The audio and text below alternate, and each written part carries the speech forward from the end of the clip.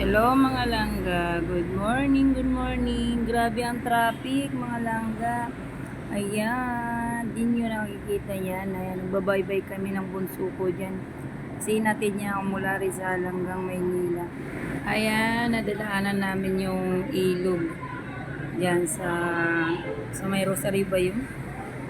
Kasi nasa taas kami. Ayan, binidyohan ko siya. Ang ganda-ganda ng tanawin. Sabi ng bunso ko, doon ko itong mawid sa baba. Sabi ko, paano tayo tatawid? May ilog. Ayan, pagdating namin dito sa trabaho ko sa tapat, sabi ko sa anak ko, mag-almusal muna ako na bago ako dumuti. Kasi may bawon akong extra bago tanghalian. Ayan, mga followers. Ayan. Payakap po sa mga ka-followers ko.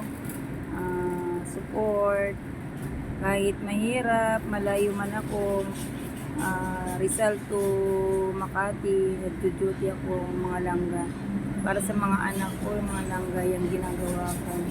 Kaya ang anak kong bunso, siya lang naghatid sundo minsan pag gusto kong umuwi sa amin kasi minsan namimiss ko sila.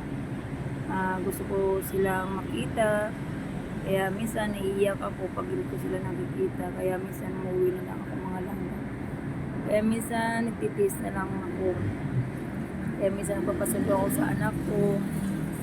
Sabi ko, sunduin mo ako na kasi out ko 7. Pasupport naman dyan. Kaya yan ang ginagawa ko pag may time pa kumakain ako ng almusal. Kasi mahirap yumuti pag gutom. Ganyan ginagawa ko, inahati ko yung baon ko bago ako pumasok sa trabaho. Kasi duty namin 12 hours. Ang hirap. Duty ako niyan 10 to 10. Kaya kailangan magpakabusog tayo mga langga. Kaya ganyan ginagawa ko. Ganyan ako sa gilid ng trabaho. Yeah.